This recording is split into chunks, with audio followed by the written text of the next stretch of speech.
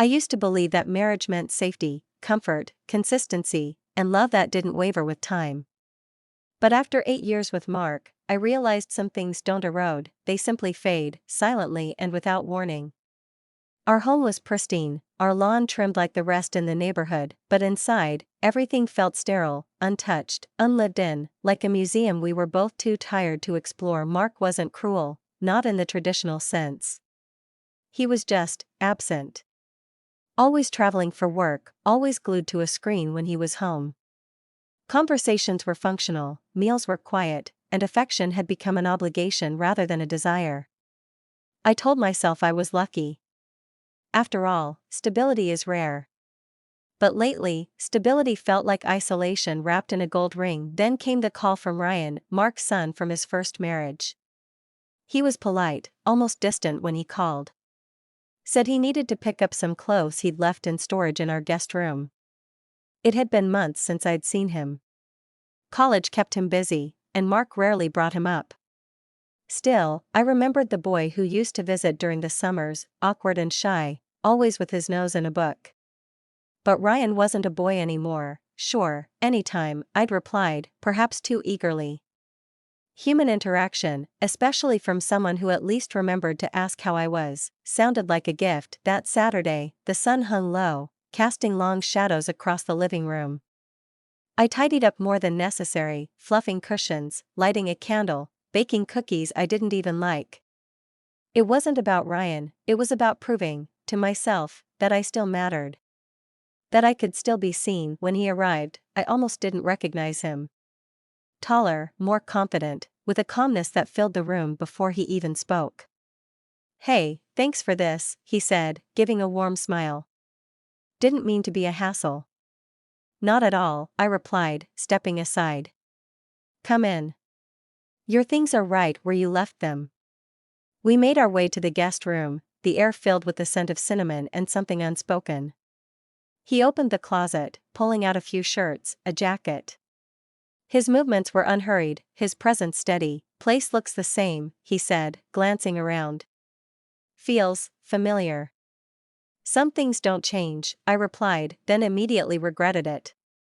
He turned, as if hearing more in my words than I intended. There was a beat of silence, not uncomfortable, just charged. Then he nodded, lifting the box. "Got what I need." "Thanks again." As he walked past, I felt the familiar silence settle back in, but this time, it felt different. Like something had shifted, ever so slightly. I watched him walk to his car, the weight of his box light compared to what now lingered in the room. I told myself it was nothing, just a visit for clothes. But in the quiet that followed, I couldn't shake the feeling that something had been set in motion. Something I didn't yet understand. 2 days later, Ryan called again. "Hey, sorry to bother you," he began, his voice softer than I remembered. "I think I left a hoodie, the navy one with the college logo. Mind if I swing by and grab it?" I hesitated, not because I minded, but because I'd been thinking about his last visit more than I should have. The quiet way he'd looked at me, as if he could see through the mask I wore every day. "Of course," I said, masking the tremble in my voice. "It's no bother at all." When he arrived, the air was different, cooler, tinged with the crispness of early evening. He stepped inside, shaking off the autumn chill, and offered a grateful smile. "Thanks again. I promise I won't keep raiding the guest room." I laughed, too lightly. "You're always welcome here, Ryan." He paused in the doorway, then stepped further in, glancing at the photos lining the hallway, snapshots of holidays, vacations, moments that looked perfect frozen in time. But perfect didn't mean honest. As we walked to the guest room, we passed the hall closet. I opened it to grab the hoodie, and an old photo album tumbled onto the floor, its pages spilling open. I knelt to retrieve it, but Ryan beat me to it, his fingers brushing mine. "Whoa," he said, flipping through the pages. "I remember this trip. Florida, right?" I nodded, settling beside him on the floor. "You were terrified of the ocean." He laughed, eyes warm with the memory. "Still am. But you stayed with me on the shore, building those ridiculous sandcastles." You were a serious architect, I teased, smiling despite myself. For a moment, the years peeled away. We sat there, surrounded by relics of a simpler time, the world outside forgotten. I watched him, noting how much he'd changed. The angles of his face, the steadiness in his eyes, he wasn't the awkward teen I remembered. He was a man now. And he saw me. You've always been there, he said quietly. Even when Dad wasn't. The words struck me like a pulse. I looked away, pretending to focus on the photos. Well, someone had to make sure you didn't drown in 3 feet of water. He chuckled, but his gaze didn't waver. I never said thank you, for all of it. Our eyes met. The air grew dense, filled with unsaid things neither of us dared speak aloud. My heart thudded, loud, insistent, confused. I stood abruptly, breaking the spell. Let me get that hoodie. When I returned, he was waiting at the door, the photo album closed and back on the shelf. Thanks again, he said, voice LOW.AS. He stepped into the evening chill. I watched him go, pulse still racing. Just a hoodie, I told myself. Just a memory. But even as I closed the door, I knew better. Something unspoken had taken root, and I wasn't sure I could ignore it much longer. Days passed, but Ryan's presence lingered, etched into my thoughts like ink that refused to fade. I tried to dismiss it as temporary, a fleeting emotional response to loneliness.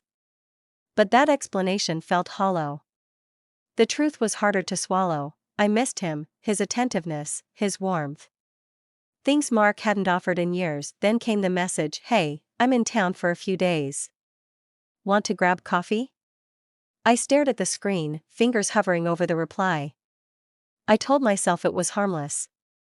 Coffee didn't mean anything. But deep down, I knew I was teetering on a dangerous edge. Sure. Tomorrow? I typed, then hit send before I could second-guess myself.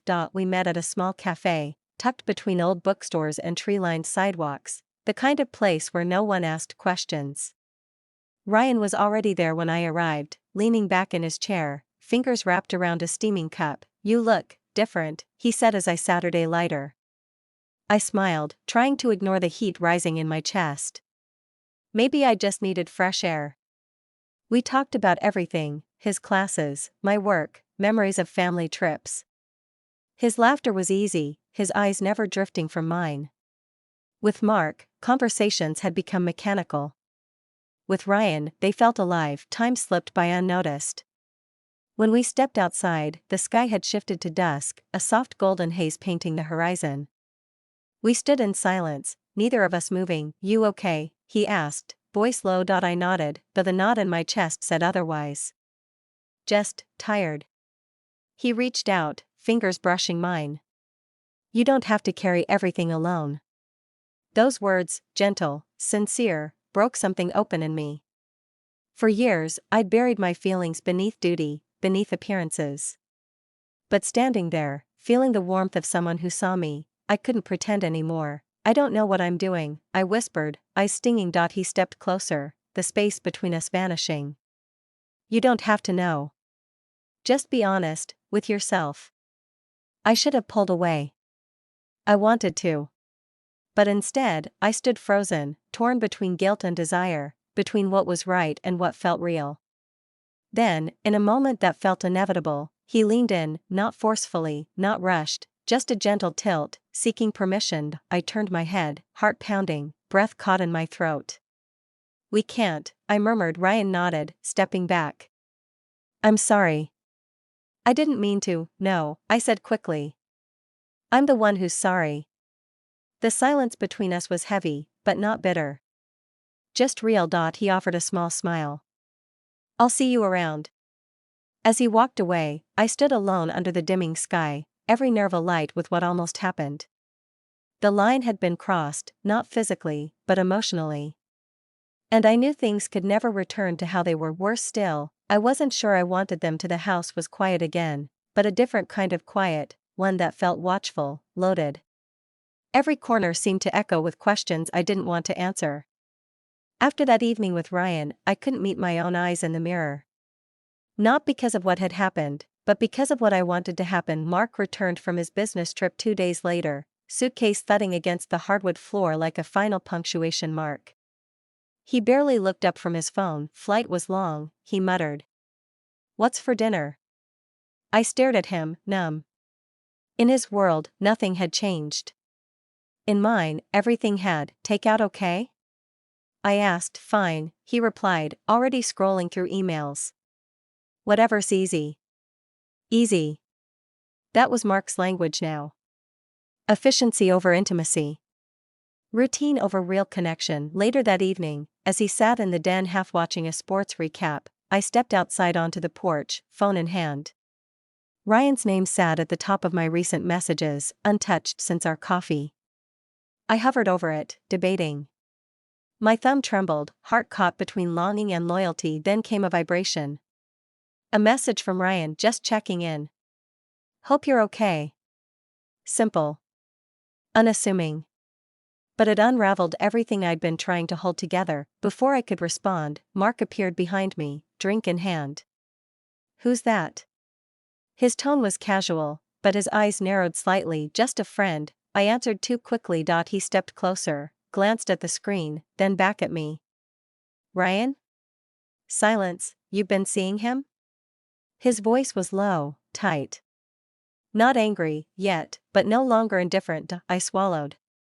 No. He came by for his things. That's all. Mark stared, the gears turning. He wasn't a man prone to emotion, but I saw it then, a flicker of something. Jealousy? Suspicion? Fear? Funny, he said slowly. He didn't mention that when I talked to him yesterday. The floor dropped from beneath me. I felt it in my chest, the collapse. Ryan had spoken to Mark. And he hadn't told me. Mark watched me, reading everything in my face. I trusted you, he said, more wounded than I expected. But maybe that was a mistake. I tried to speak, to explain the confusion, the loneliness, but the words stuck. Because deep down, I had betrayed something. Not physically, but emotionally. And Mark knew it. He walked back inside without another word, the door closing with a hollow thud. I stood there, cold air biting at my skin, my heart in ruins. In that moment, I realized, infidelity isn't always about actions. Sometimes, it's about the heart, what it yearns for, where it drifts when no one's looking. And now, every choice I made next would define not just my marriage, but who I truly was.